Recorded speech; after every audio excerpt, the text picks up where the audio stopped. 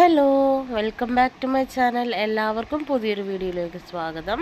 അപ്പോൾ നമ്മൾ ഇന്നൊരു പൈനാപ്പിൾ അച്ചാറിൻ്റെ റെസിപ്പി ആയിട്ടാണ് കേട്ടോ വന്നിരിക്കുന്നത്. നമ്മുടെ വീട്ടിലുള്ള സാധനങ്ങൾ വെച്ചിട്ടുള്ള തട്ടിക്കൂട്ട് പൈനാപ്പിൾ അച്ചാറാണ് ഉണ്ടാക്കുന്നത്. അപ്പോൾ നമുക്കത് എങ്ങനെ ഉണ്ടാക്കണമെന്ന് നോക്കാം.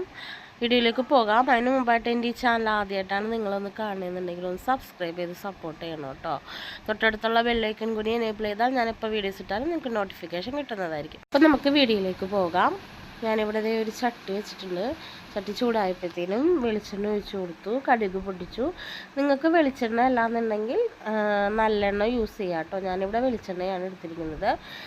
കടുക് പൊട്ടിക്കഴിഞ്ഞപ്പോഴത്തേനും നമ്മൾ അരിഞ്ഞു വെച്ചിരിക്കുന്ന വെളുത്തുള്ളി, ഇഞ്ചി, പച്ചമുളക്, കറിവേപ്പില കൂടി ചേർത്ത് ഒന്ന് വഴറ്റിയെടുക്കണം. ഇതൊന്ന് വഴണ്ട് വന്നതിന് ശേഷം നമുക്ക് അരിഞ്ഞു വെച്ചിരിക്കുന്ന പൈനാപ്പിൾ ചേർത്ത് കൊടുക്കണം. ഞാനിപ്പോൾ ഇവിടെ ഒരു പൈനാപ്പിൾ ആണ് എടുത്തിരിക്കുന്നത്. അത് മുഴുവനായിട്ട് എടുത്തു. അത് ചെറുതായിട്ട് അരിഞ്ഞ് വെച്ചിരിക്കുന്നതാണ്.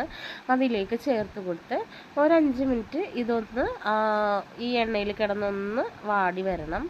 ഒന്ന് വെന്ത് വരുമ്പോഴത്തേനും നമുക്ക് ബാക്കിയുള്ള പൊടികളെല്ലാം ചേർത്ത് കൊടുക്കണം. പൈനാപ്പിളെല്ലാം ഇവിടെ വെന്ത് വന്നിട്ടുണ്ട്. നമുക്കിതിലേക്ക് ഇനി ആവശ്യത്തിനുള്ള പൊടികളെല്ലാം ചേർത്ത് കൊടുക്കണം. ആദ്യം ഞാനിവിടെ മഞ്ഞൾപ്പൊടിയാണ് ചേർത്ത് കൊടുക്കുന്നത്. ഒരു 1/2 ടീസ്പൂണോളം മഞ്ഞൾപ്പൊടി ഞാനിവിടെ ചേർത്ത് കൊടുക്കുന്നുണ്ട്. മഞ്ഞൾപ്പൊടി ചേർത്തൊന്ന് ഇളക്കിയതിന് ശേഷം നമുക്കിതിലേക്ക് ഇനി മുളക് പൊടി ചേർത്ത് കൊടുക്കണം. 1.5 ടേബിൾ സ്പൂണോളം മുളക് പൊടിയാണ് ഞാൻ ഇതിൽ ചേർത്തിരിക്കുന്നത്. നിങ്ങൾക്ക് എരിവ് കൂടുതൽ വേണമെന്നുണ്ടെന്നുണ്ടെങ്കിൽ നിങ്ങളുടെ ആവശ്യത്തിന് മുളക് പൊടി ചേർത്ത് കൊടുക്കാവുന്നതാണ് കേട്ടോ. പൊടി ചേർത്ത് ഒരു 2 സെക്കൻഡിന് ശേഷം നമുക്കിതിലേക്ക് കായപ്പൊടി ചേർത്ത് കൊടുക്കണം. കായപ്പൊടി ഞാൻ ഇതിലേക്ക് ചേർത്തിട്ടുണ്ടായിരുന്നു. വീഡിയോ ഓഫ് ആയതിനാൽ ആ ഭാഗം കിട്ടിയിട്ടില്ല. നിങ്ങൾ ചെയ്യുമ്പോൾ അത് മറക്കാതെ ചെയ്താൽ മതി. പിന്നീട് ഉപ്പ് ചേർത്ത് കൊടുത്തു. ഉപ്പും കൂടി ചേർത്ത് ഒന്ന് മിക്സ് ചെയ്ത് കൊടുക്കുക. ഇനി ഇതിലേക്ക് നമുക്ക് വിനാഗിരി കൂടി ചേർത്ത് കൊടുക്കണം. മഞ്ഞൾപ്പൊടി, മുളക് പൊടി, കായപ്പൊടി അല്ലാതെ അച്ചാർ പൊടി ഒന്നും ഞാൻ ഈ അച്ചാറിലേക്ക് ചേർക്കുന്നില്ല കേട്ടോ. വിനാഗിരി ചേർത്ത് കൊടുത്തതിന് ശേഷം ഒരു 2 മിനിറ്റ് കൂടി അടുപ്പത്തിരുന്നൊന്ന് വേകണം. അതിനുശേഷം നമുക്ക് സ്റ്റൗ ഓഫ് ചെയ്യാം. പിന്നീട് ഇത് കുറച്ച് നേരം ഒന്ന് ആറാനായിട്ട് പുറത്ത് തന്നെ വയ്ക്കുക. ചൂടാറിയതിന് ശേഷം ഒരു ടൈറ്റ് കണ്ടെയ്നറിലാക്കി നമുക്ക് സൂക്ഷിച്ച് വയ്ക്കാം. അപ്പം നമ്മുടെ പൈനാപ്പിൾ അച്ചാർ ഇവിടെ റെഡി ആയിട്ടുണ്ട്.